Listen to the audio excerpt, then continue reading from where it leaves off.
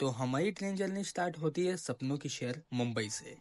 हमारे वीडियो का सफर 4 पार्ट में होने वाला है। और हाँ, इस जर्नी में हम 4 जगह एक्सप्लोर करने वाले हैं: मल्लिकार्जुन, बाबा बैद्यनाथ, काशी और अयोध्या। एक्सप्लोर करने से पहले मैं अपने परिवार से आपको मिला देता हूँ, जो इस सफर में हमारे साथ है। यह है मेरे पापा, जो इस ग्रुप को लीड करेंगे। यह है मेरी प्यारी सी मम्मी। यह है मेरा भाई, जो मुझसे छोटा है पर मेरा है।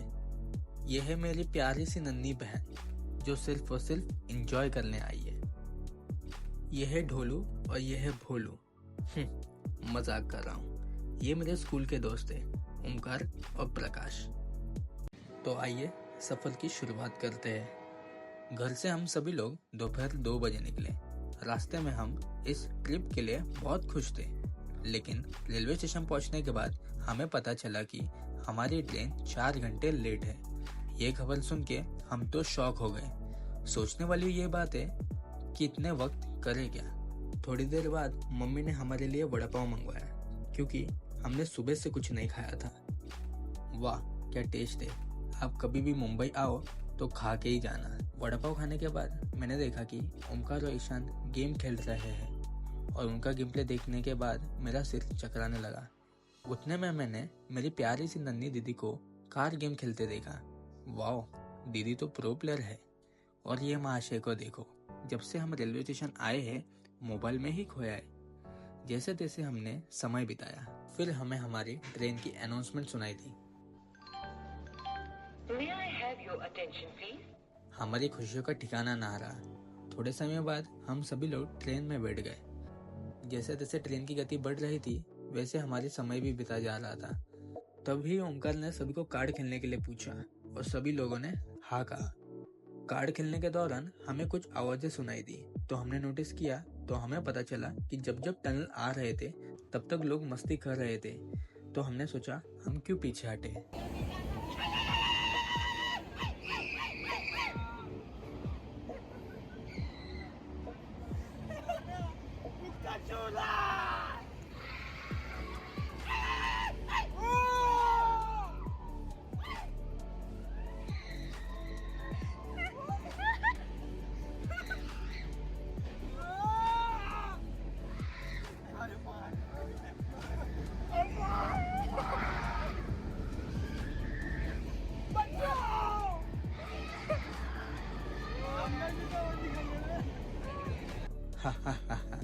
हमें बहुत मजा आया। फिर हमने हमारा कार्ड गेम कंटिन्यू रखा।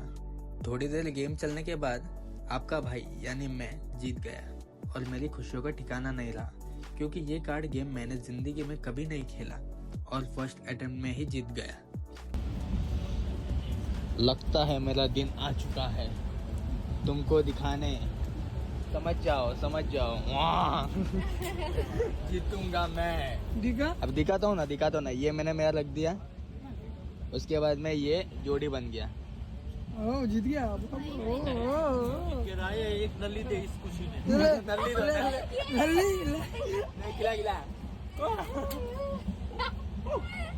तब तक हम पुणे सिटी पहुंच गए थे।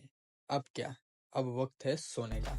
कल सुबह 7 बजे जो उठना था, क्योंकि 7:30 बजे हमें सिकंदराबाद जंक्शन उतरना था। The next day. स्माइल करो, smile.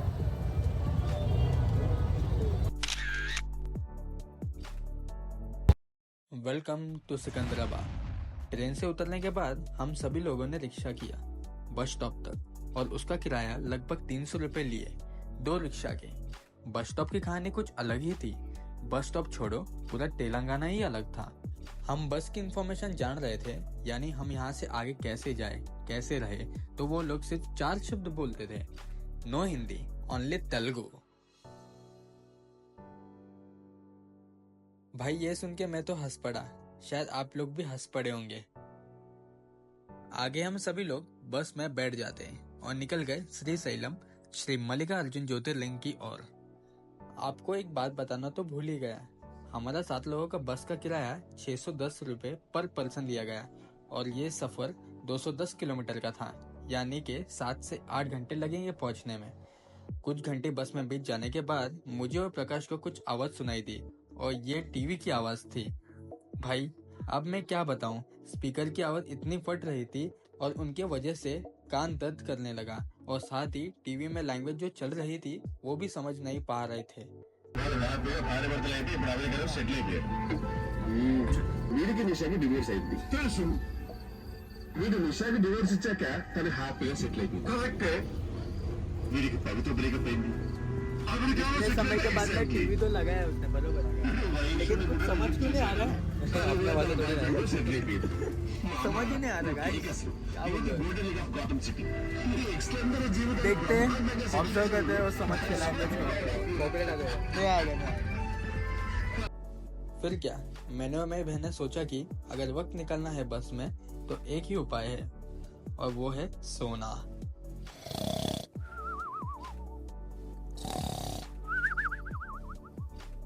Welcome to Srisailam, the city of lord Shri Mallikarjuna Jyotirlinga. और हाँ, डॉमेट्री में भी आपका स्वागत है। डॉमेट्री, मुझे पता था आपके मन में ये सवाल आया होगा, इतनी बड़ी फैमिली और स्टे करेंगे डॉमेट्री में? हाँ गाइस, इसका कारण यही है कि श्रीशैलम में सभी होटल, सदन, धर्मशाला ऑलमोस्ट बुक है और हम समय से लेट, तो हमें डॉमेट्री का फैसला लेना पड़ा। डॉमेट्री का किराया सिर्फ और सिर्फ 50 रुपए पर पर्सन है और बंक बेड वाले 100 रुपए पर पर्सन। पर नसीब का क्या कहना, हमें बंक बेड भी नसीब नहीं। क्या लगता है मम्मी, डॉमेट्री में आके कैसा लग रहा है?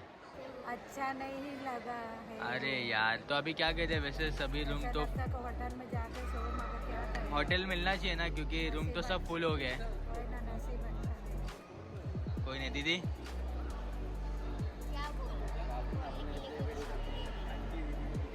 कोई नहीं, चार्जिंग पॉइंट नहीं है अपने पास। फिर हम लोग फटाफट फ्रेश हो गए और निकल गए खाना खाने। खाना खाने के बाद हम सभी लोग डॉमेट्री आए और सो गए, क्योंकि कल सुबह जल्दी उठना था। The next day. Okay guys, तो गुड मॉर्निंग फ्रॉम श्रीशैलम।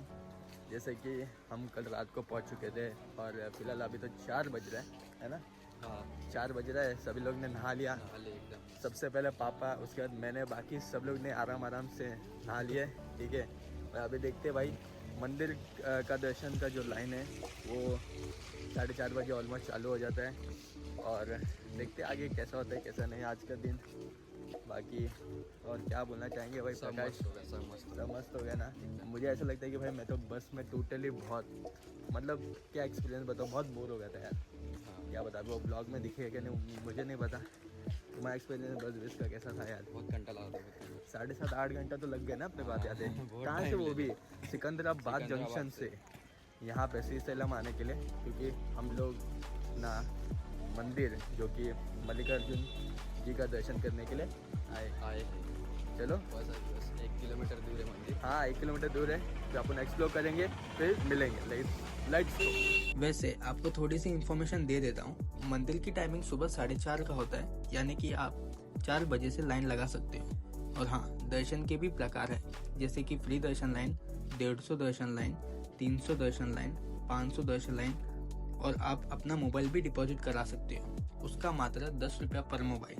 तो हमने 150 दर्शन वाली लाइन की टिकट निकाली और लग गए लाइन में। 30-40 मिनट बाद मन में ओम नमः शिवाय का जाप कर श्री मल्लिकार्जुन जी का दर्शन लिए और साथ ही शक्तिपीठ के दर्शन लिए।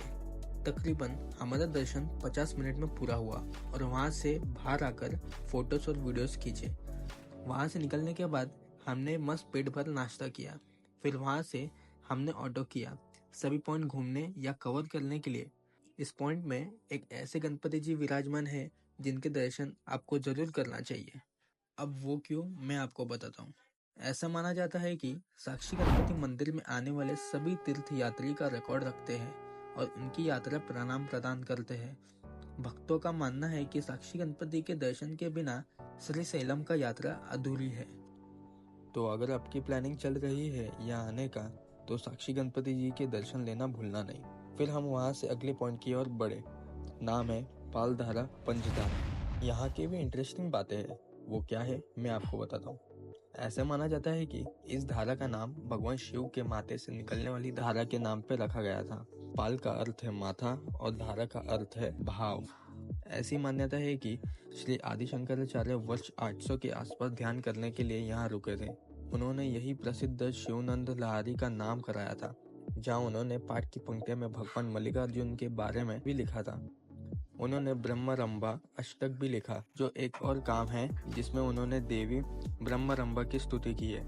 इसके अलावा इस स्थल पर शारदा देवी और श्री आदि शंकराचार्य की मूर्ति भी है, जो बड़ी संख्या में अनुयायियों के साथ साथ पर्यटकों को भी आकर्षित करती है। तो धीरे धीरे हमने सभी पॉइंट को कवर किया और फिर वापस डॉर्मेट्री आ गए। डॉर्मेट्री आने के बाद हम सब फ्रेश हुए और थोड़ी देर आराम किए और फिर निकल पड़े बाबा बैद्यनाथ के दर्शन के लिए झारखंड।